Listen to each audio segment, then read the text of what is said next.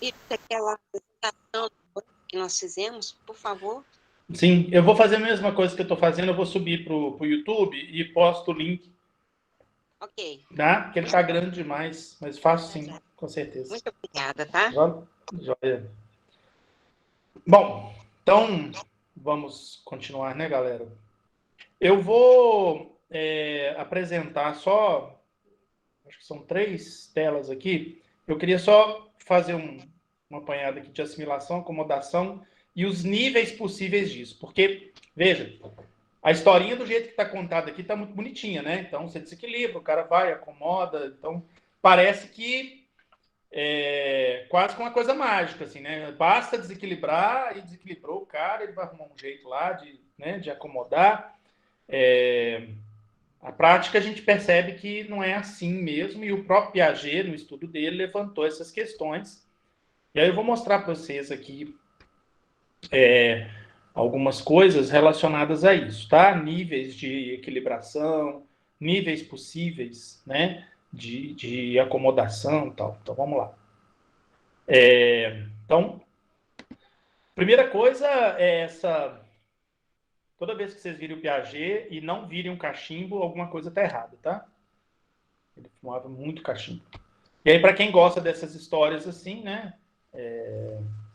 Ele, assim, parece que era uma pessoa não muito dada a hábitos de que a gente poderia chamar de higiene, enfim, como é que eu vou dizer isso sem desmistificar, né, o mito Piaget, né? Ah, mas ele era meio bagunceiro, assim. Se vocês pegarem fotos do quarto dele, onde ele trabalhava na casa dele, vocês vão perceber que era assim uma bagunça total. Então, se alguém aí, enfim, né, se alguém se reclamarem com vocês, nossa, está tudo desorganizado, você pode falar, mas o quarto do Piaget era pior. Então, assim, vamos pensar, a assimilação sempre com esse processo. Oi? O Gabriel, eu tô achando que a tela tá um pouquinho pequena, não sei se é só para mim aqui. Tá pequena aí, gente? Não, para mim tá bom. Agora tá beleza, agora ficou legal. Não, então tá. Valeu. O processo de assimilação, como esse processo de entrada, né, são os esquemas que tentam internalizar o objeto. Né? Agora, lembrando sempre que a assimilação não é cópia do real, é uma interpretação que o sujeito faz, né? E por meio dessa assimilação, a gente começa esse processo de conhecer, né? A gente conhece os objetos a partir do momento que age sobre eles no sentido de tentar assimilá-lo. O Piaget diz, naquele livro que eu mostrei a capa no início lá, todo esquema é obrigado a assimilar objetos que lhes são compatíveis. É quase como uma necessidade, do mesmo jeito que a gente precisa de comer, né, a gente precisa de assimilar objetos. O experimento talvez mais simples que eu possa fazer com vocês é dizer o seguinte: não pensem numa maçã. Eu tenho certeza que todos já pensaram numa maçã, mas eu pedi para não pensar. Mas a palavra maçã, você já tem um esquema que é compatível a ele, porque você conhece maçã e certamente você já pensou, você já representou uma maçã na sua cabeça. Mesmo compreendendo que o que eu quis dizer é você não pensar nela. Mas o seu esquema de assimilação, ele está lá presente. Falou maçã, ele, opa, né? Maçã. Agora, qual maçã que você pensou, eu não sei, né? Porque isso depende das experiências prévias que você teve com esse objeto chamado maçã. Se foi uma experiência boa ou não, se, enfim, né? O tipo de maçã e tal.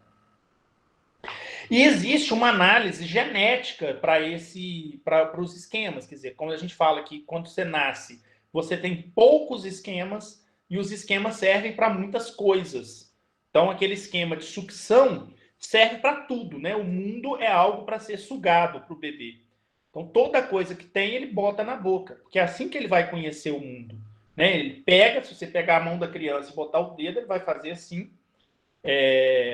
Mas o mundo é para ser sugado, né? E aí, com o passar do tempo, você vai tendo, conforme você vai se desenvolvendo, você vai tendo mais esquemas, e esses esquemas vão ficando cada vez mais específicos para determinados objetos e ações.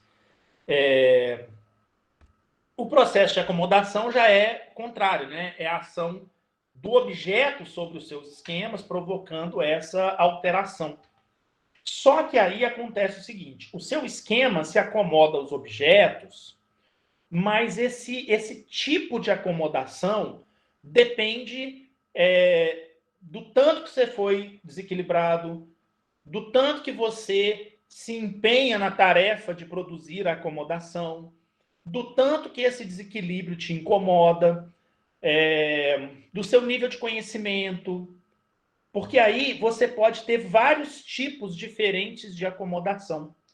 Eu estou chamando de compensação, que era o nome que o Piaget dava, e aí a gente tem basicamente 3 níveis, alfa, beta e gama. Na alfa é quando o sujeito reconhece que foi desequilibrado, mas ele tenta negar esse elemento que perturbou. Então, assim, se, por exemplo, imagina que exista um determinado país, é hipotético esse país, tá, gente? Mas um determinado país que tem um presidente que acredite, por exemplo, vou pensar uma coisa bem idiota aqui, tratamento precoce para Covid. Imagina isso, né? É claro que não existe, mas imagina que tenha e que ele acredite mesmo nisso, tá? Imagina que ele acredite mesmo nisso. Não é uma questão de ganhos financeiros, ele acredita mesmo, tem tratamento precoce. Aí você vai e mostra para essa pessoa resultados de pesquisa, você mostra pessoas que tiveram o tal do tratamento precoce e sucumbiram à Covid, você mostra pessoas que não tiveram vacinação e tal, e foram, né, salvos, enfim. Mostra para ele a mãe do Luciano Hang. A mãe do Luciano Hang, né?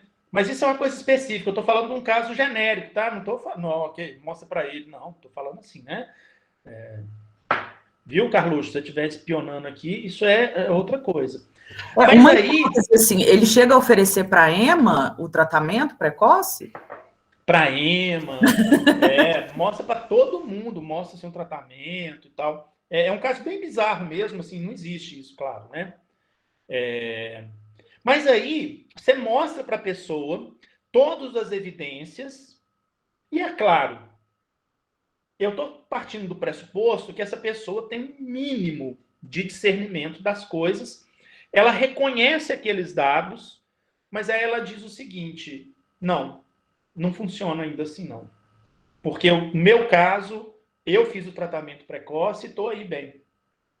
Então, veja, a compensação alfa, ela é bem assim, é um nível de acomodação mais rasteiro, mais básico, que pode ser causado pelo baixo desenvolvimento cognitivo daquele sujeito, isso é possível, ou por uma intenção de não se deixar afetar pelos objetos.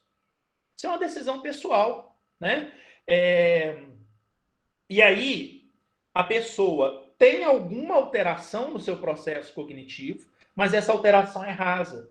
Porque o esforço do sujeito não é em produzir, de fato, uma acomodação verdadeira, mas no sentido de negar aquele instrumento, aquele novo objeto que está chegando.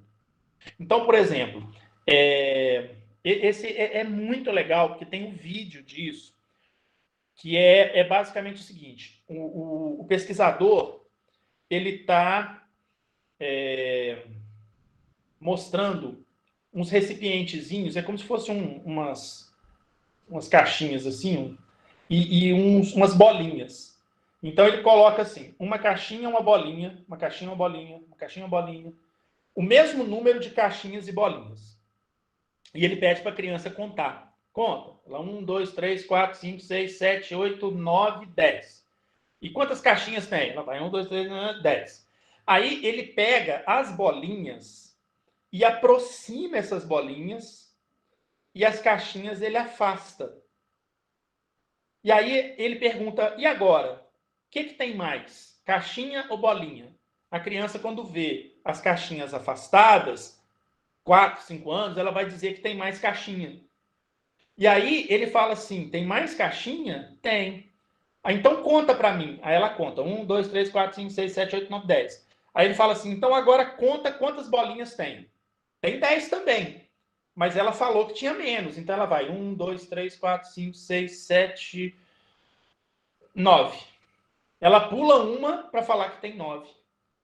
Veja, ela foi desequilibrada, mas ela afastou esse elemento perturbador porque a crença dela, central, ainda era muito forte e a fez afastar esse elemento. Então, para ela contou 9, acabou. Tá? Então, assim, é uma criança, né, um nível de desenvolvimento lá cognitivo do que a gente chama de pré-operatório, e se tiver um presidente que afasta essas, né, informações, como eu disse, ele também está no pré-operatório, uma idade mental lá dos seus 5 anos de idade, quando muito. Com todo respeito às crianças de 5 anos de idade, obviamente. Na compensação beta, é um pouco diferente. O sujeito reconhece a perturbação, o desequilíbrio, reconhece aquele elemento, mas trata isso como um caso particular, que é mais leve do que negar, dizer que aquilo funciona, mas funciona num determinado conjunto de situações, mas não é um caso que seja geral. Então, se eu falo assim para vocês, você está ensinando, por exemplo, lei da inércia, né? O objeto vai, a tendência de um objeto em movimento é continuar o seu movimento. Aí, você mostra para o cara que tem um objeto que está andando, e aí, na hora que para, esse objeto tende a continuar andando. Aí, beleza, ele aprende isso e tal. Aí você chega com uma nova situação para ele. Então, por que eu rolo a bola e essa bola vai andando um pouquinho e para? Por que ela não continua andando para sempre? Né? Aí, o cara que está, assim, que já entende a lei de Newton, mas que não consegue achar uma explicação que seja plausível, vai dizer assim, não, porque nesse caso para. Esse é um caso particular, porque é bola. Então, assim, acha uma determinada propriedade ali para dizer que aquela propriedade, mesmo se ela não tiver nada a ver, mas que aquela propriedade faz aquela situação acontecer. Mas ela continua ainda achando o que achava antes para explicar o caso geral. E a compensação gama, que é a acomodação lato sensu mesmo, que é quando o cara é perturbado, é desequilibrado, ele faz aquele esforço, reorganiza o seu esquema, e agora o seu esquema ele é diferente, ele é mais global. Então essa seria a compensação gama, seria tipo a acomodação verdadeira.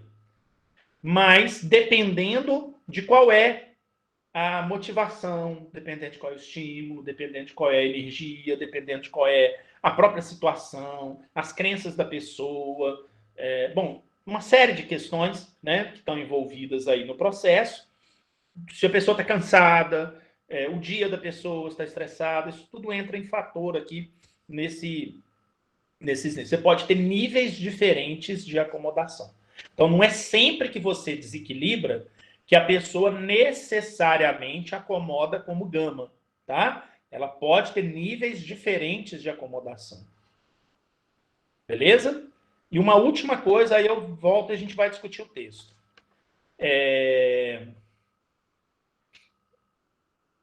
Numa outra obra, que é uma obra que o Piaget escreveu com um físico chamado Rolando Garcia, para quem é da área de alfabetização, da área de linguística, o Rolando Garcia foi casado com a Emília Ferreiro, que desenvolveu, né, um método de alfabetização, um estudo muito forte, não é um método de alfabetização, mas um estudo muito forte na psicogênese da língua escrita. O livro do Piaget e do Rolando Garcia chama-se Psicogênese e História da Ciência. É um livro belíssimo, mas o tanto que ele tem de bonito, ele tem de difícil. E eles apresentam uma ideia que é uma ideia muito legal, que vários sistemas, inclusive de avaliação, o próprio Enem, PISA, usam isso de forma subjacente.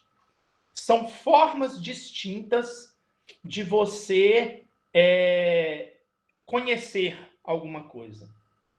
Você nunca conhece uma coisa de forma global num primeiro encontro com esse objeto, com essa coisa. Então, imagina o seguinte, eu te mostro uma coisa completamente desconhecida por você. Eu mostro uma coisa de tecnologia extraterrestre. Acontece isso muito hoje quando você pega para certas pessoas mais, né, mais idosas e tal, e você mostra um celular, né, um aparelho muito avançado. A primeira coisa que a pessoa vai te perguntar é: o que é isso? Então, no primeiro contato com objetos, em geral, assim, a interação inicial, né, dos esquemas dessa pessoa com o objeto, a gente vai buscar coisas que a gente chama de lógica dos atributos do objeto. Pergunta o que é, se é grande, é pequeno, se é leve, é pesado. Então, assim, um primeiro nível de equilibração a gente chama de intraobjetal. Intra porque é de propriedades do próprio objeto mesmo. Uma vez que você consegue descobrir isso, que você consegue identificar o que é essa coisa, uma próxima pergunta que você faz é, por exemplo, como que funciona, para que serve. Agora, esses esquemas que já estão estabelecidos no sentido mais assim de propriedades gerais, ele agora você já pode aprofundar um pouco mais no conhecimento desse objeto e pensar quais as possíveis interações desse objeto com outros, ou quais as interações que existem internamente do objeto. Para que serve, onde que eu uso, como é que funciona, que é o tipo de equilibração que a gente chama de nível interobjetal. Inter, né? Na questão das relações. E um terceiro momento, que aí quando você já tem essa noção do que é, para que serve e tal, você já pode pensar nesse objeto como uma totalidade. E você pode, inclusive, agora, pensar onde mais eu aplico, qual seria a relação disso com uma outra coisa. Você já pode efetuar, né, deduções, você pode efetuar inferências sobre esse objeto, e por isso que a gente chama de transobjetal. O Piaget e o Garcia eles vão colocar que o ato de conhecer envolve, mesmo que rapidamente, dependendo do objeto, essas três etapas em sequência. E o que vai ser transobjetal num determinado nível de conhecimento pode se valer, você pode partir disso, para um nível intra de um objeto ainda mais complexo. Então, acontece muito isso, por exemplo, para crianças que estão aprendendo primeiro a soma e depois a multiplicação. Então, num nível mais básico, pensar em soma, o que é isso, né? Isso é juntar as coisas. Como que eu faço? Como é que funciona? Né? Então, eu pego um conjunto aqui, conto o número de objetos, pego outro aqui, conto o número de objetos, e agora eu tenho um total. Transobjetal para isso? Não, então agora basta pegar esse número e somar com esse numa operação já organizada. Então, agora eu já tenho um domínio sobre isso. Esse domínio, que era trans no nível da adição, ele vai ser básico, ele vai ser intra, lá no nível da multiplicação.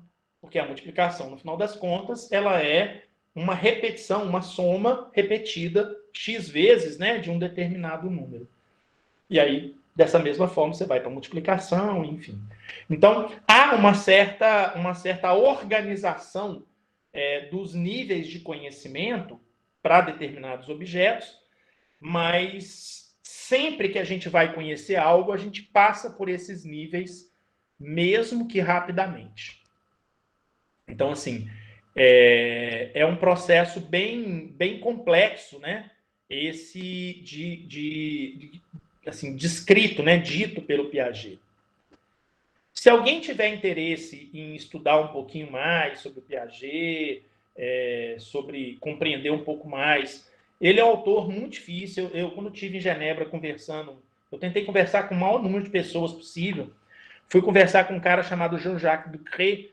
Ele é presidente do tipo Instituto Piaget, Tem até um site na internet em que tem todas as obras dele, tudo que é possível ter e tal. E eu comecei a falar com ele parou assim e perguntou assim, mas tem quanto tempo que você estuda Piaget? Eu falei, assim, estudar mesmo, né? Eu comecei a estudar quando eu fiz mestrado e tal.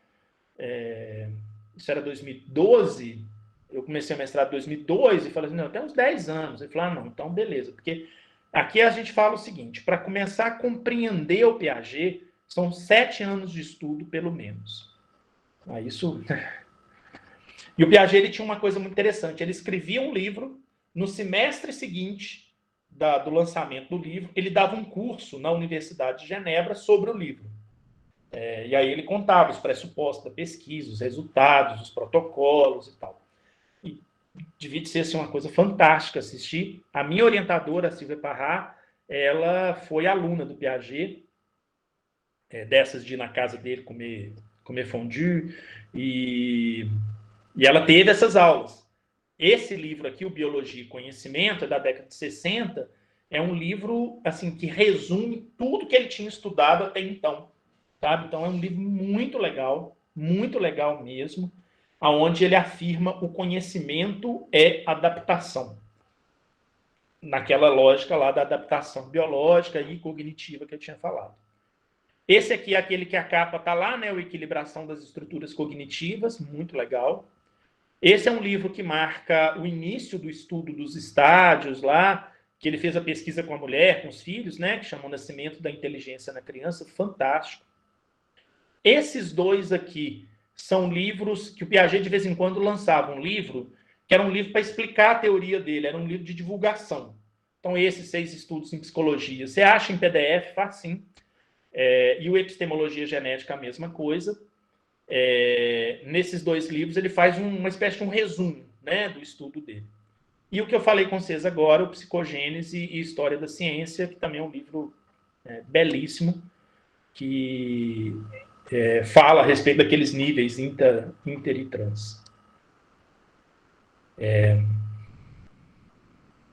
Eu coloquei essa apresentação lá no Moodle, né? Que aí, assim, se vocês quiserem ter acesso e tal, tá liberado lá. E agora eu queria passar para a gente discutir um pouquinho, assim, do texto mesmo. Mas antes eu queria ver, tem alguma pergunta, algum comentário que vocês... Diga lá, Luciana. É uma curiosidade, Gabriel. Sim. Na época, os estudos, o Piaget estudava muito, publicava muito. Ele era reconhecido na época? O Piaget, sobretudo, depois dos anos 30, o Piaget teve um nível altíssimo de reconhecimento em Genebra, a ponto de conseguir fundar o Centro Internacional de Epistemologia Genética, que era um centro de estudos, era um laboratório de estudos, né, assim, onde eles desenvolviam material de pesquisa, e o grupo que trabalhava com ele era muito prestigiado. Então, assim, trabalhou com ele, por exemplo, a Emília Ferreiro, que tem um nome, né, fantástico na área de alfabetização. Trabalhou com ele o Seymour Papert. Papert foi o cara que inventou aquela linguagem Logo de programação, não sei se alguém aqui da área de informática, e da educação matemática. O cara também, sabe, aqueles caras que... Né? Então, assim, ele teve um reconhecimento muito grande, sobretudo anos 40, 30, 40, e até a morte dele. Claro que, como todo cientista, como todo pesquisador, foi alvo de crítica do trabalho dele, isso é normal na ciência, né? Um dos caras que fez crítica no livro dele, no Linguagem e Pensamento, foi o Vygotsky. Só que o Vygotsky criticou o Piaget da primeira fase do estudo, que o próprio Piaget também se criticou. Reviu muito do que ele tinha feito lá. Tinha uma época que o Piaget falava, não leia os meus primeiros 4 livros, que não vale nada. Depois ele retoma a ideia e tal. E uma coisa muito curiosa que eu achei lá em Genebra, na primeira edição do 2º livro dele, nas conclusões, ele faz um desenho que parece muito com a zona de desenvolvimento proximal do Vygotsky. Mas na segunda edição ele abandona essa ideia. Quer dizer, olha como é que parece que havia uma convergência de ideias ali, assim, que os dois são... O Piaget e o Vygotsky nasceram no mesmo ano.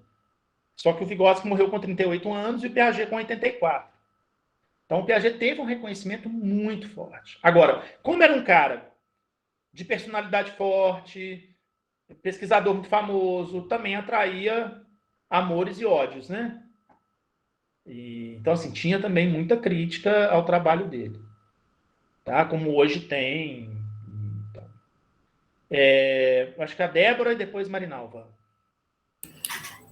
Gabriel, não sei se eu estou pensando bobagem, mas assim, ao ler o texto, numa determinada parte, quando fala da assimilação, da acomodação e dessa aproximação com a realidade, me veio à cabeça Paulo Freire, né, nessa ideia de você, do aprendizado a partir dessa aproximação. Lógico que eu não domino nenhum dos dois e pelo que eu entendi, Piaget vai tratar mais dessa questão da infância, né? Mas me veio isso, eu queria saber se eu estou equivocada. Não está, não. Quando eu estava lá em Genebra, uma pesquisadora da Unesp, mas eu não sei de qual Unesp, estava lá nos arquivos de Jean Piaget também, ficou um tempinho lá, porque ela estava querendo fazer essa aproximação teórica entre os dois. O Paulo Freire, ele foi professor da Universidade de Genebra, conviveu com Piaget. Quando o Paulo Freire... eu vou antecipar um pouquinho essa história, porque essa história é do dia do Paulo Freire, mas quando o Paulo Freire foi expulso do Brasil, porque ele alfabetizava e fazia as pessoas pensarem, então eles não queriam o Paulo Freire aqui, o Paulo Freire foi expulso do país sem passaporte. Ele tinha um salvo-conduto. Isso é uma atrocidade. Então ele conseguiu ir para o Uruguai, e aí ele foi para o Chile, Estados Unidos, e a Universidade de Genebra o contratou, né, como professor visitante. Até hoje tem uma ala da universidade, da biblioteca da Universidade de Genebra, que é a ala Paulo Freire. Tudo que foi feito pelo Paulo Freire, em todos os idiomas, tem lá. E foi um momento que o Piaget estava lá, então eles discutiram muita coisa, com certeza, debateram, conversaram. É porque o Paulo Freire gostava de uma conversa, assim, né? E o Piaget é sempre louco, assim, com outros pesquisadores, ele gostava do debate e tal. O que eu vejo de aproximação, assim, muito forte entre os dois? O Piaget estava interessado com a estrutura do conhecimento. E ele vai dizer que o conhecimento só é possível por meio da ação. O Paulo Freire, ele não estava preocupado em construir uma epistemologia. Mas ele queria mais trabalhar do ponto de vista da pedagogia. Mas uma pedagogia que estivesse encarnada, uma pedagogia que tivesse ali, que refletisse de alguma forma as lutas sociais também. Né? O que é também uma ação. E é uma ação muito forte. Né? Então, assim, essa ideia de compreender a realidade, de alterar a realidade, de lutar contra uma estrutura estabelecida, é um dos pressupostos da pedagogia freiriana e é a maneira pela qual o sujeito é capaz de aprender de acordo com Piaget. Então, assim, há uma aproximação possível. Agora, é bom deixar claro que os dois modelos, eles não são feitos para conversarem, porque eles respondem a perguntas distintas. Tá? Então, assim, não foi assim, os dois fizeram tratados psicológicos para a gente tentar unir. Não. Um fez um tratado epistemológico, o outro fez um tratado mais sociológico e pedagógico.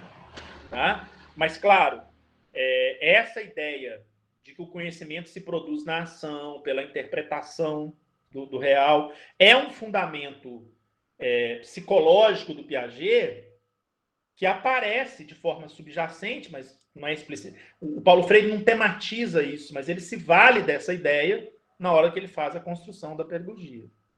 Tá certo? Ok. Então, não é viagem, não. É isso mesmo. Tá, então, tá bom.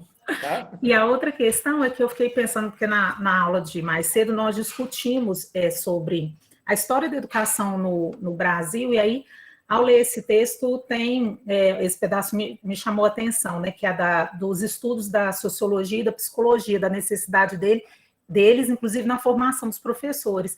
E é o que a gente vem perdendo, né, cada vez mais. Aí, ao longo da história, a gente viu isso. Em um outro momento, já havia a proposta de se retirar do ensino obrigatório, e aí agora, com a reforma do ensino médio, isso volta, e aí só faz a gente ter a certeza de que o caminho que a gente está tentando fazer é certo, né? E a história e diversos autores vêm mostrando isso, então isso destacou para mim também. Há uma desvalorização muito grande nessas tentativas de reforma, que eu chamo de contra-reforma educacional, uma desvalorização muito grande do saber. Então, assim, quanto menos o povo souber, melhor. Essa é a lógica que está por detrás, no meu modo de ver. E o que permite o sujeito saber? Saber no sentido de ter uma leitura de mundo. O que pode dificultar para um determinado professor ajudar os estudantes a construir uma leitura mais completa do mundo? Primeiro, o não engajamento do próprio professor, mas isso é uma questão de construção da própria identidade do sujeito. Do ponto de vista técnico, um não conhecimento de como se aprende, de quais são as variáveis que estão envolvidas no ato de ensinar e aprender. Então, assim, negligenciar esses aspectos é uma das primeiras coisas que são feitas. Então, os cursos de formação de professor, vamos lá, ó, vamos acabar com... Vou dar um curso muito ralo de psicologia da educação. Sociologia da educação para quê? Não precisa esse trem, não. Porque são exatamente os elementos que vão ajudar o professor a ter uma leitura mais forte da realidade e de compreender o ambiente e o status de cada um dos seus alunos. Então, assim, não é à toa que o ataque à educação, no caso das políticas, por exemplo, para a formação de professor, aconteça ali. E aí eles trocam isso por uma pedagogia da prática, mas que não é embasada nessa ação que nós estamos falando, dessa ação mediada, dessa ação pensada. A prática pela prática, a repetição mecânica. Sabe? Então, assim, isso é um problema muito sério que a gente enfrenta, da não profissionalização do professor, no sentido de não dar instrumentos para ele, para ser um professor que compreenda os alunos, compreenda de avaliação, de psicologia. E, ao mesmo tempo, quando a gente pensa nas reformas para os estudantes, reforma do ensino médio, essas contra-reformas estão assistindo, eles tiram justamente aquelas disciplinas, ou pelo menos tiram a importância das disciplinas que permitem um embasamento maior para essa leitura crítica do mundo. Então, assim, por que só português e matemática? Porque na cabeça do cara que está gerindo esse processo, português vai ser centrado certamente em norma de gramática, que não vai fazer você pensar porcaria nenhuma, né? E matemática vai ser centrado em fórmula. Quer dizer, na cabeça do pessoal, é isso. Nada mais alienizante, né, do que esse tipo de coisa. Entende? Então, assim, há isso não é por acaso, infelizmente, né? E é contra isso que a gente luta, né? E é isso mesmo, a gente está eternamente lutando. E quanto mais a gente estuda essas pessoas, mais a gente vê a necessidade dessas pessoas serem mais estudadas, sabe? Eu já tive debates, assim, bem... A introdução do notório saber é uma coisa... Eu costumo dizer o seguinte, para combater essa ideia de notório saber, é o seguinte: eu sei ler, mas eu não sei ensinar ninguém a ler. Pronto, acabou. Não é saber. Saber é importante, claro. Uma pessoa que não sabe ler vai ensinar o outro a ler, é complicado, né? Mas, assim, o saber não basta, sabe? Então, enfim, calma lá, né? Pera lá que não é assim. Mas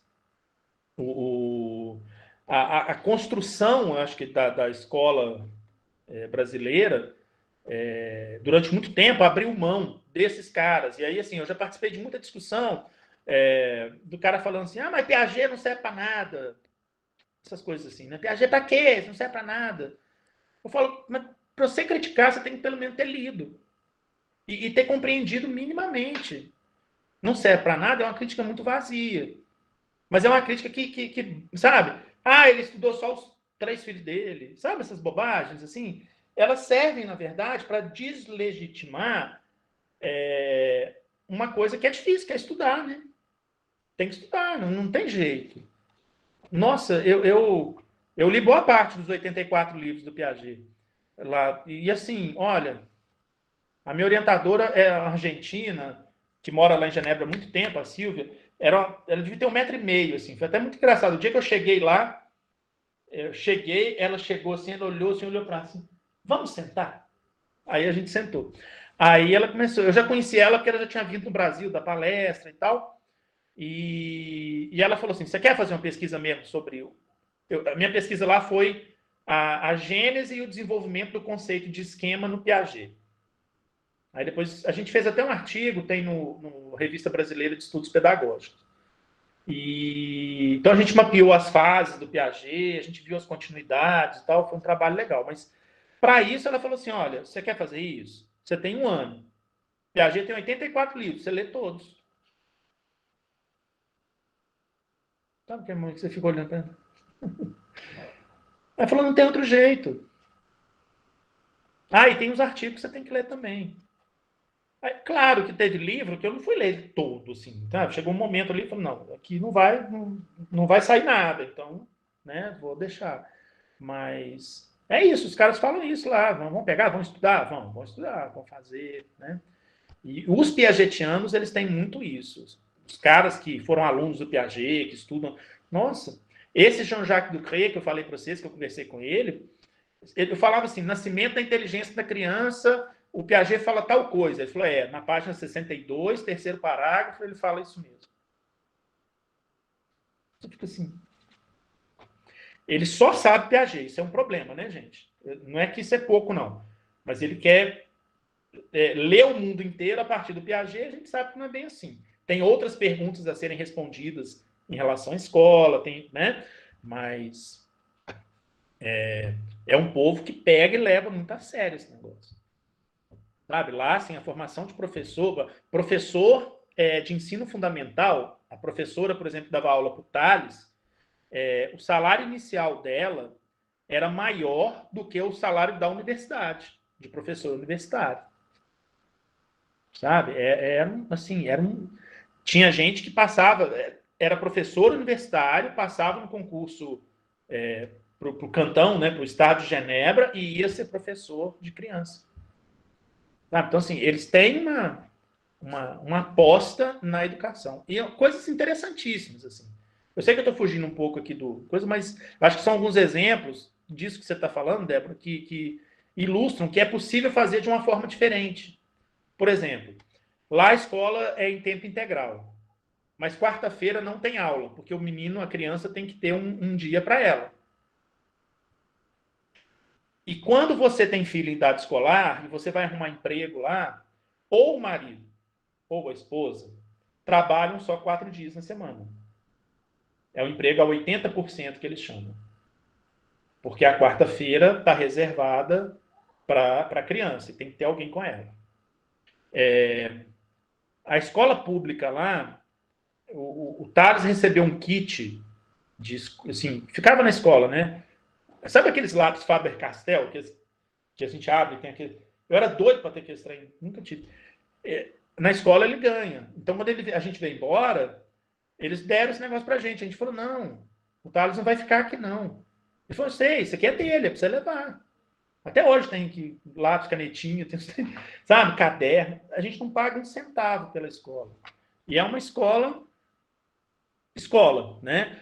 O pátio da escola, ele é aberto, ele fica aberto. Fim de semana a gente ia lá para jogar bola, jogar basquete.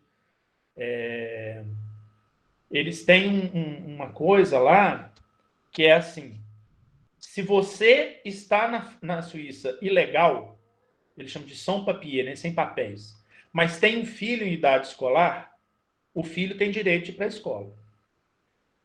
Se a diretora ou a professora denunciar que eu estou ilegal, a diretora sofre penalidade. Porque existe um direito, um bem maior, que é o direito da criança de ir para a escola. Isso é o bem maior. Então, se ela me denunciar, ela está tirando daquela criança o direito de ir para a escola e, portanto, ela é penalizada. Então, assim, é um outro jeito de ver a educação. Claro que isso não é de graça. A Suíça tem um tal do segredo bancário, né? É dinheiro de tráfico de droga, sabe, de lavagem de dinheiro, dessas corrupções todas. A gente sabe disso. E não é passar pano, não. Eles são assim mesmo. No entanto, do ponto de vista assim, a Suíça funciona bem para o suíço, para quem está lá dentro. Né? Então, quando você está lá dentro, as coisas funcionam. E funcionam mesmo, sabe? Eles têm uma democracia participativa.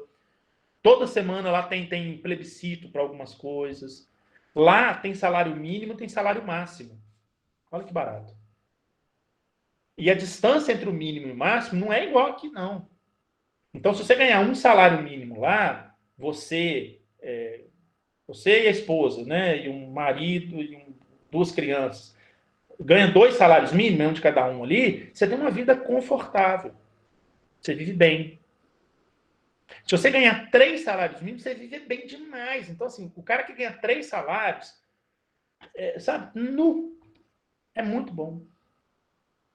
Então, tem toda essa questão, não existe muita distanciamento social, todo mundo classe média, assim, mas, sabe, todo mundo tem uma vida bacana. E a educação lá é um bem. E aí eu consegui ver, porque eu, como era professor e tal, eu me interessei muito por olhar, assim, a situação, como é que funciona a escola, como é que vocês fazem. Gente, a professora que recebeu o Thales, a gente teve uma reunião com ela abriu um papel assim, ela falou, na primeira semana eu dei essa atividade, ele respondeu assim, então eu entrei com essa outra atividade, explicando passo a passo.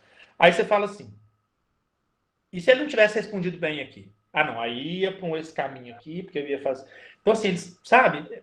Agora, eles entraram em greve de um dia, porque o Estado queria aumentar de 18 para 20 o número máximo de alunos na sala. Porque 20 alunos não tem jeito. É um absurdo. Então, chegam as coisas lá que são malucas, assim, gente. A gente não consegue nem imaginar. Você tem 18 alunos. Chega um aluno novo. Ah, 19, pode colocar. Abre 2 turmas. Sabe? Então, são coisas assim que... realmente é uma aula que eles dão pra gente em relação a isso. E aí aí o menino tem aula. O Thales tem aula de música, de coral, além de educação física, artes, numa mesma carga horária da matemática, da linguagem, sabe? Era todo um conjunto. Não ficava na escola. A gente assina logo no primeiro dia de aula. Autorizo o meu filho a sair da escola. Pronto. Não tem aquele negócio de, hoje vai ter excursão. Porque todo dia tem. Sabe? Vão aprender a contar, por exemplo, né? A classificar as coisas. Então, eles vão lá para o lago, tem um monte de pássaros. Vamos classificar os pássaros, então. Sabe? Então, é uma escola a céu aberto. Então, é um jeito diferente de lidar com a educação. Né? Isso faz diferença. E aí, quando a gente vê essas mudanças aqui, eu perguntei para eles lá, quantos dias letivos? Ele falou, a gente vê aqui quantos são necessários para cumprir o que a gente precisa. Eles estranham a pergunta. É muito diferente. Marinalva, eu vou parar, senão eu vou só contar um caso. Marinalva, você levantou a mão? Oi. Tem uma curiosidade. A teoria do desenvolvimento, ela é da década de 40, certo? Como a cultura, a evolução cultural, né, principalmente a evolução tecnológica, esse mundo tecnológico que a gente vive hoje, como que ela interfere ou não nos estágios de desenvolvimento propostos por Piaget? Isso é a pergunta de $1 milhão, Marinalva. Realmente é ótima pergunta. Então, vamos tentar responder por partes. Primeiro, o modelo que o Piaget criou era um modelo para o que ele chamava de sujeito epistêmico, que é um sujeito ideal, é um sujeito... A ideia era como que você se desenvolve, independente de qual seja a sua especialidade. Veja, o Piaget não nega a influência de conteúdos específicos sobre a velocidade do desenvolvimento, sobre a facilidade de desenvolver certas tarefas, mas naquilo que é o background, né, que são as estruturas, que te permite conhecer algo, ele tentou criar um modelo que fosse universal e atemporal.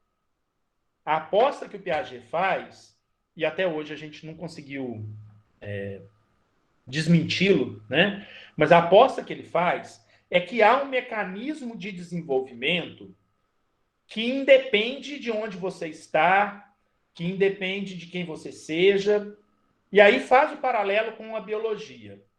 O seu processo, o seu sistema digestório é diferente do sistema digestório de um russo, ou de um australiano, ou de um esquimó? Não é. Mas você pode, dependendo da sua dieta, do que você come ao longo do tempo, ter mais facilidade para digerir determinadas coisas e não outras. Imagina que você nunca comeu massa na sua vida. No dia que você comer massa pela primeira vez, é possível que você tenha algum problema digestivo.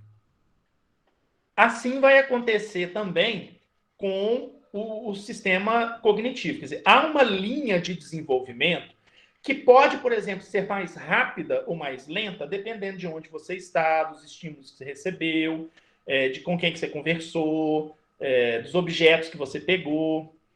Mas a maneira como você...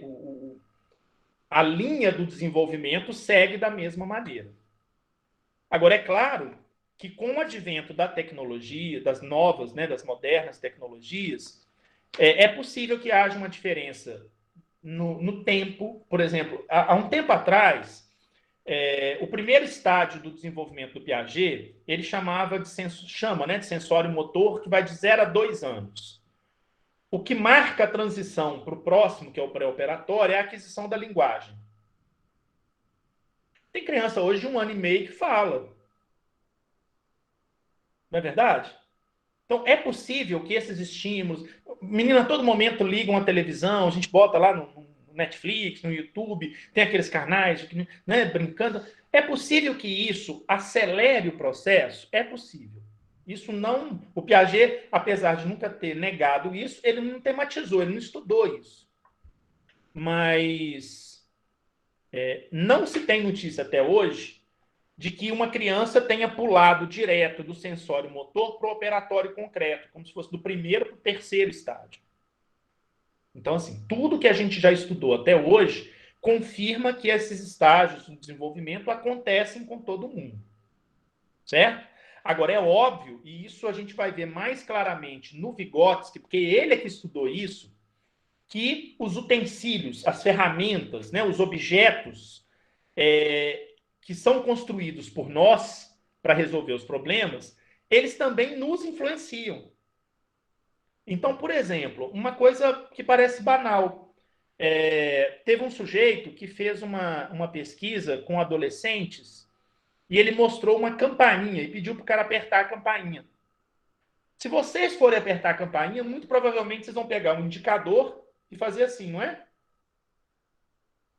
Uma grande parte dos adolescentes aperta com um polegar. Por causa do jogo. Manipular celular. Coisa que, pelo menos para mim, eu vivi uma boa parte da minha vida sem celular. Não existia celular na minha infância.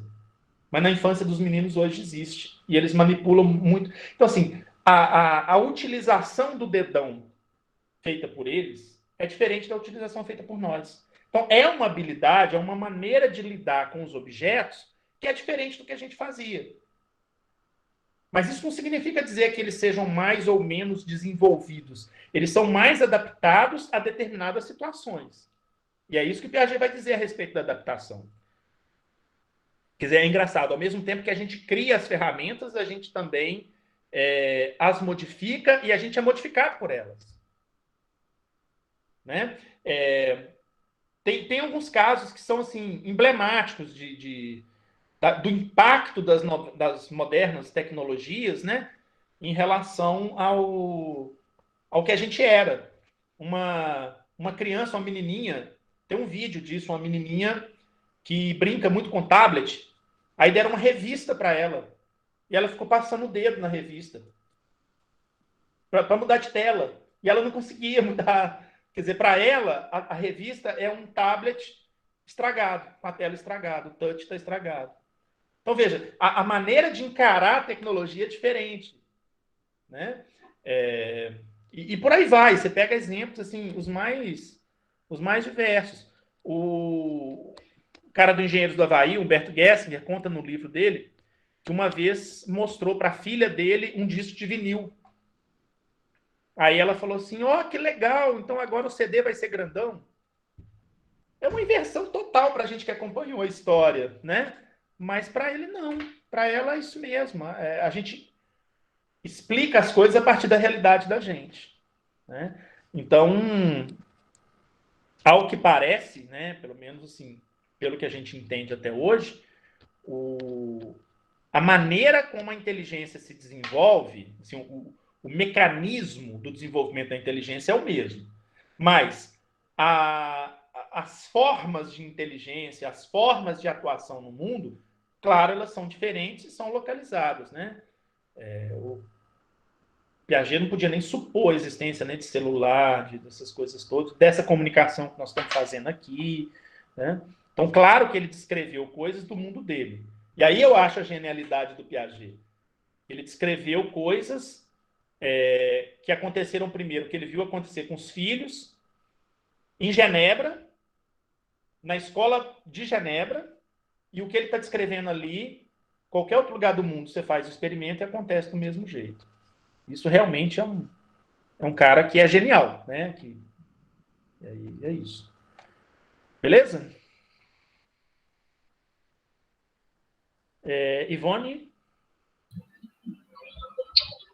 O Gabriel, eu só queria entender melhor essa questão, né? Porque hoje fala-se muito das metodologias ativas, né?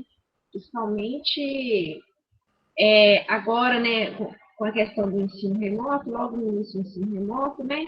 O que tinha, né, de cursos de formações, né, sobre metodologias ativas, né? Não muito. Aí tem no texto aí sobre a questão do método de ensino ativo. Seria a mesma coisa? Qual que seria a diferença aí desse método ativo, essas metodologias ativas? Pensa assim, ó, quando eu falo de um método ativo, ele está associado a uma ideia de que sem ação do aluno não existe aprendizagem. Então, assim, a ideia é colocar o estudante no centro do processo. As metodologias, elas são maneiras que são encontradas de botar o aluno no centro do processo. E aí, assim, existem várias metodologias ativas que respondem a essa necessidade do método ativo. O método é como se fosse pensa assim, uma espécie de uma concepção do processo de ensino-aprendizagem. O aluno só aprende a partir do momento que ele estiver agindo sobre o objeto, no centro do processo. Então, as metodologias, que muitas delas se valendo, né, de recursos aí de tecnologia, de internet e tal, mas não necessariamente assim, né? Elas buscam dar protagonismo para o estudante. Ronan, vai lá, ajuda aí. Não, é isso mesmo, Gabriel. Só para dar uma contextualizada na história toda aqui, né? Metodologias ativas não é coisa nova. Uhum. Né? Vem sendo aí já estudada há décadas. Basicamente, é o que o Gabriel falou, né? É uma proposta de uma mudança na maneira que acontece a relação professor-aluno. A gente falava de métodos tradicionais de ensino, que vigoraram muito aqui no Brasil nos anos 70, com um modelo chamado tecnicismo, em que o professor ensina e o aluno aprende. Então, o professor, ele é o centro do conhecimento, ele tem todo o conhecimento, e o aluno passivamente sorve aquele conhecimento, né? E a metodologia ativa, ela vai fazer uma contraposição a essa ideia, dizendo que, para que se haja realmente uma aprendizagem em que o aluno, até dentro o Gabriel falou de Piaget hoje para a gente, de uma forma muito brilhante, para que haja essa aprendizagem, o aluno também tem que ser parte do processo, né? Nós vamos falar de metodologias ativas no nosso curso aqui, mas eu queria, depois até já deixar uma pinceladinha no que vem para o futuro, né? Eu venho trabalhando uma ideia sobre isso, eu pretendo até futuramente escrever sobre isso, vamos ver se eu consigo, né? De que hoje eu vejo metodologias ativas uma tentativa de horizontalizar um pouco mais a relação professor-aluno. Tá? Num processo mais pleno de metodologias ativas, professor e aluno aprendem simultaneamente. Eu parto do princípio que ninguém é tão sábio que nada consegue aprender e ninguém é tão demente que nada consegue ensinar. Então, numa relação professor-aluno, numa metodologia ativa, os dois, e esse é um termo que eu estou usando, que eu vou usar nesse artigo que eu estou escrevendo, já tá esboçado, né? Eu falo que os dois são parceiros de interações didáticas.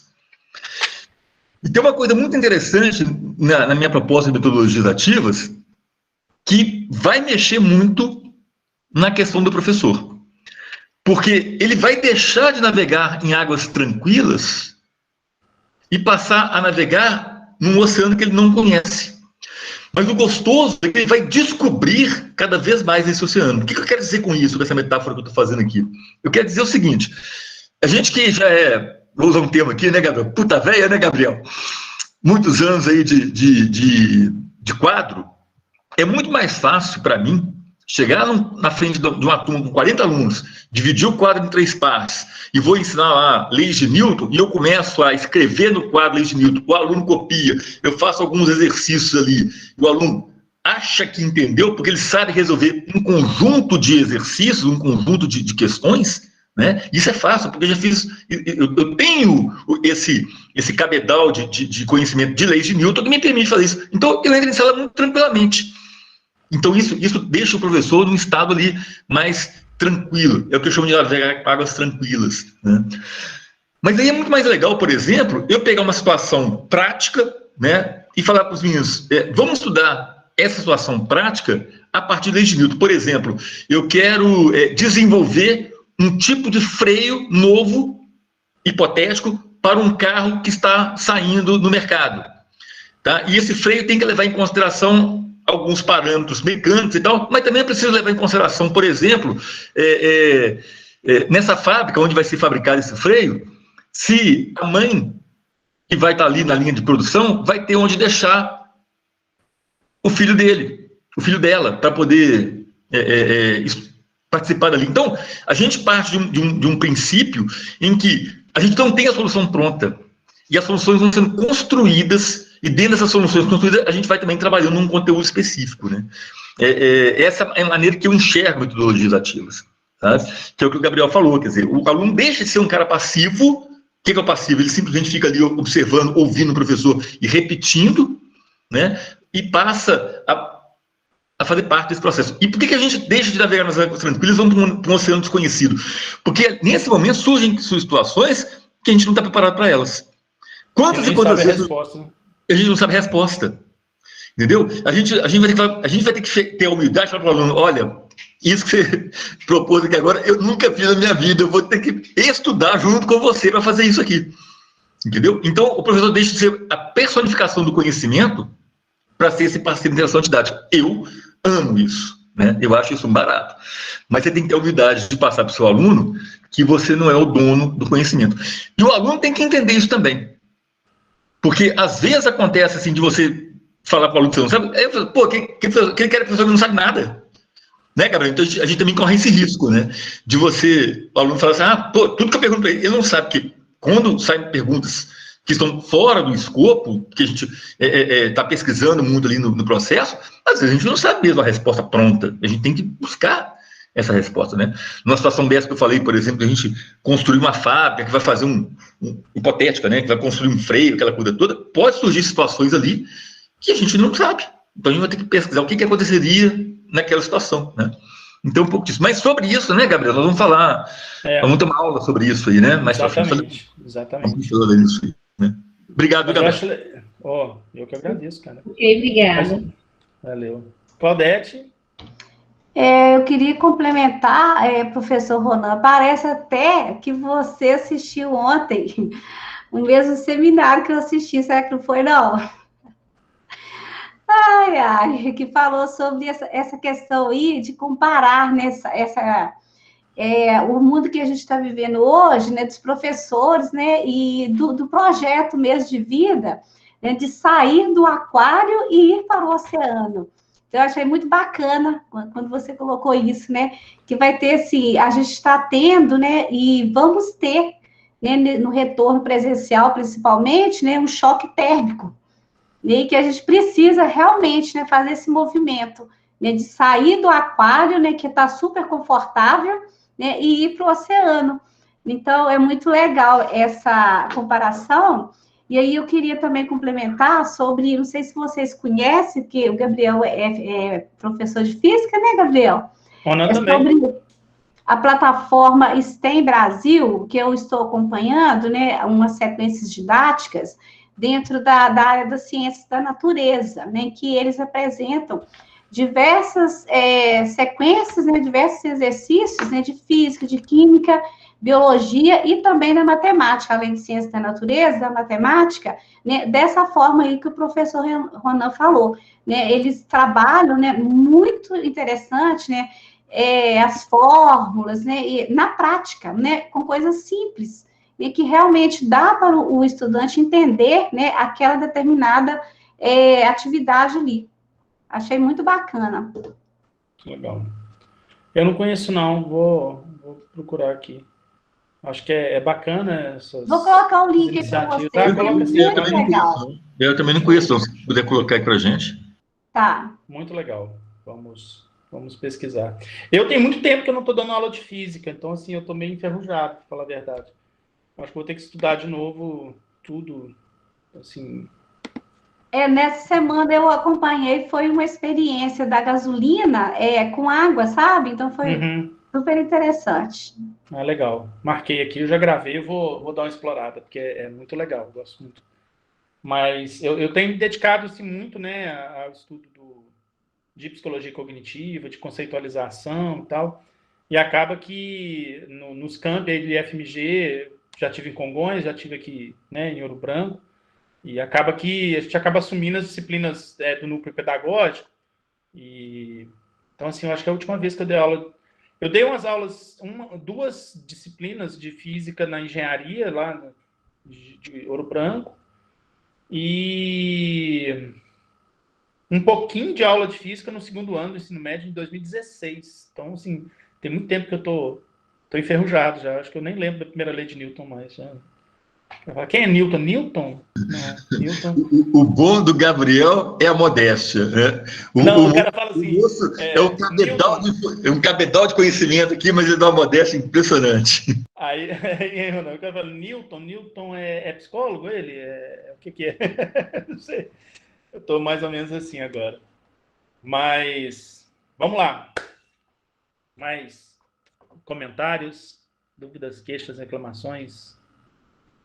Mágoa, desespero. Outra coisa, Gabriel, dentro do texto, né, do José Lúcio Nascimento, eu anotei umas citações que foram colocadas lá, Carvalho 2005 e Xavier 2016. É você e a Gláucia? Não. Então foi muita coincidência, né? É verdade.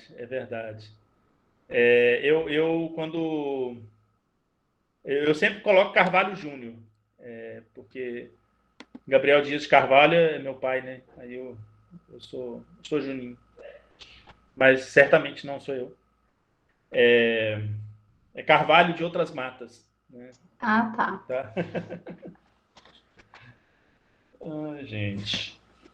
E aí, gente, mais algum... Gabriel, diga. Uma questão que está no texto, e hoje, inclusive, a gente discutiu na aula anterior, mas nem todos os... Né, a turma não está mais, né?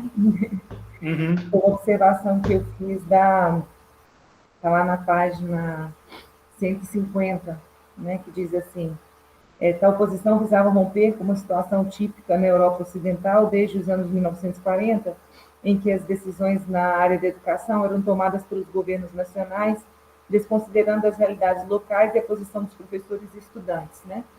Essa é uma situação que acontece aqui também e que, inclusive, estava num texto que eu citei mais cedo, que eu não sei se a pronúncia do nome do autor é essa, que é Henri Giraud, que fala: os professores como intelectuais rumam a uma pedagogia crítica da aprendizagem. Ele trata especificamente do caso dos Estados Unidos. Até Paulo Freire faz o prefácio da obra, né? Ele fala da importância dos professores serem vistos como pessoas livres, né, e não apenas técnicos. E a gente vê muito isso, né, na universidade, no ensino básico, das normas chegarem prontas para a gente cumprir, né? E quem decide a legislação, quem decide as normas, são pessoas que estão fora desse ambiente escolar, fora da realidade da escola, né? Desse ambiente do dia a dia da sala de aula, né? Isso a gente discutiu um pouco, conversando sobre gestão, na aula anterior, mas eu tinha feito a anotação especificamente nesse texto.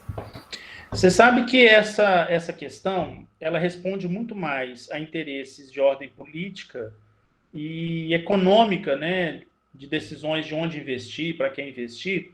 Então, no estudo do campo da avaliação, a gente vê que mais ou menos nessa época, e um pouquinho depois, na década de 60, virou um paradigma na área de avaliação, que é a avaliação por juízo de valor. Então, a ideia era avaliar sistemas educacionais para que o gestor soubesse onde que ele pode botar mais dinheiro, qual prática que é melhor.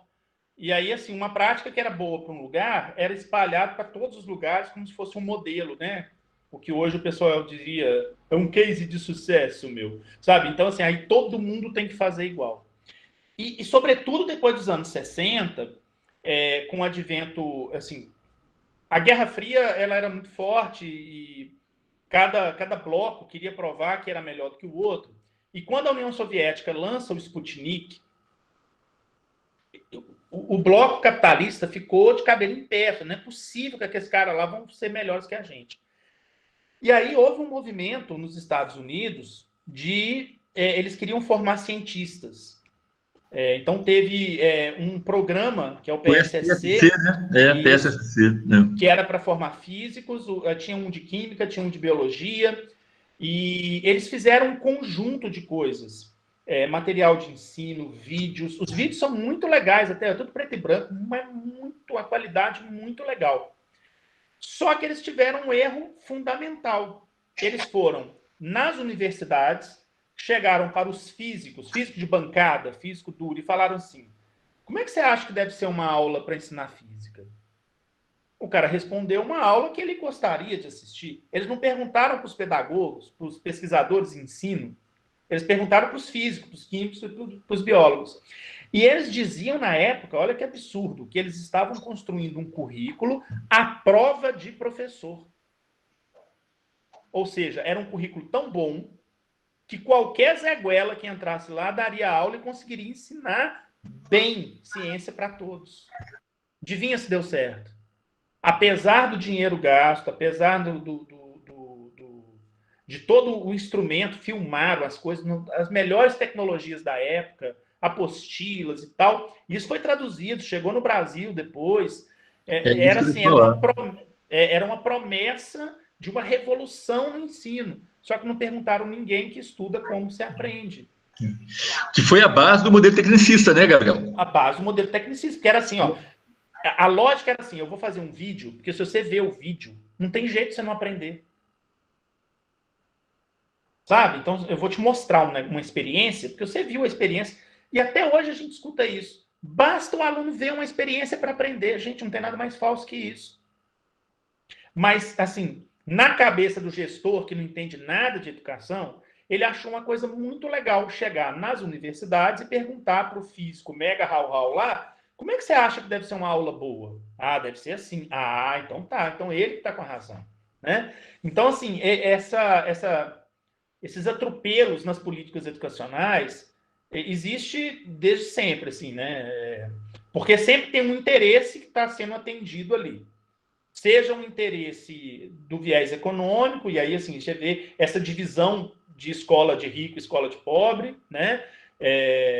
Um interesse de formação social, daí a luta tão forte contra as políticas de ações afirmativas, dentro do IFMG. Eu estou na comissão agora, que é para construir política de ação afirmativa na pós-graduação. E eu já ouvi de colegas dizendo assim, mas para que esse negócio? Já tem na graduação, já está bom. Então, assim, há diversas lutas, não são forças que estão ali ligadas, e quando a gente discute principalmente currículo é um campo de batalha, né, gente? Currículo é uma terra sem lei, né? Assim, cada um tem uma ideia e puxa para si e tal. Só que tem uma questão, tem o cara que libera a grana, e o cara que libera a grana, ele tem um poder de decisão que é fantástico, né?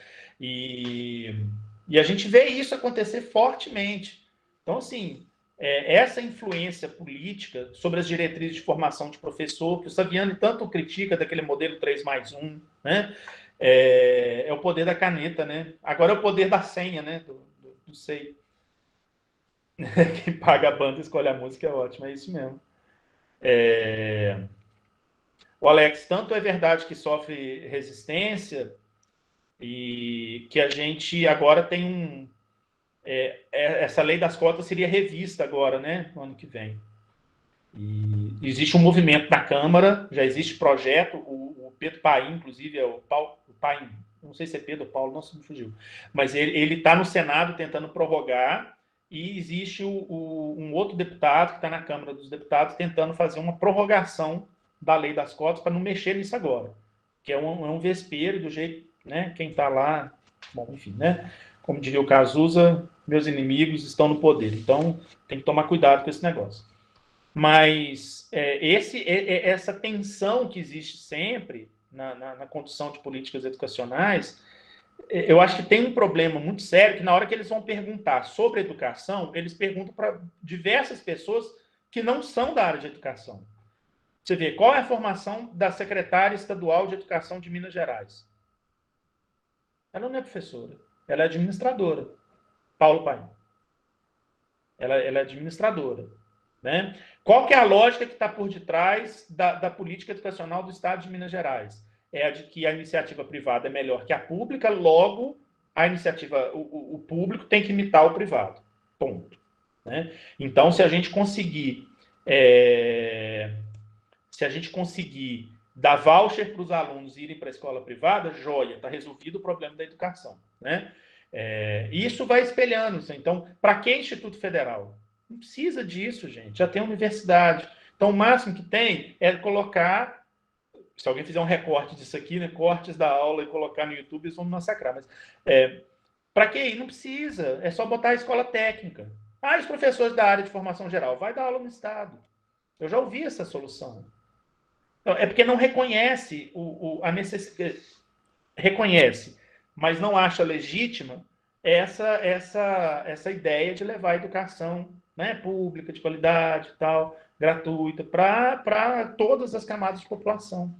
Então, assim, a manifestação prática dessa ideologia, que é isolacionista, que é classista, que é racista, que é homofóbica, a manifestação disso a gente vê claramente em políticas educacionais.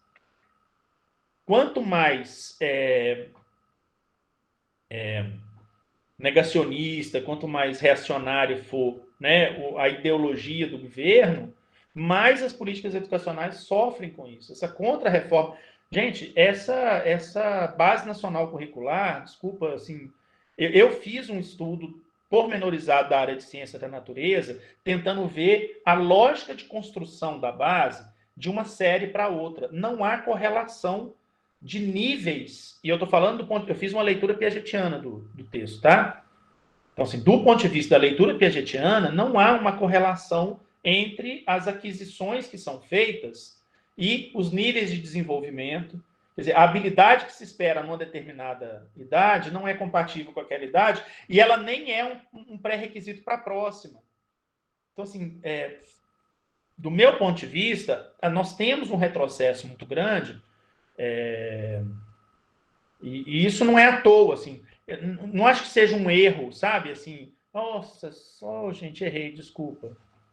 Tem método por detrás disso, sabe? Então, quando eu negligencio, eu vou fazer uma reforma de educação e negligencio os professores, tem método. Quando eu não pergunto para os alunos o que eles acham, tem método. Por que não pode perguntar para os alunos? Que escola que vocês querem? Que medo é esse? Por que não pode perguntar, chamar o pessoal de faculdade de educação? Que escola que vocês querem?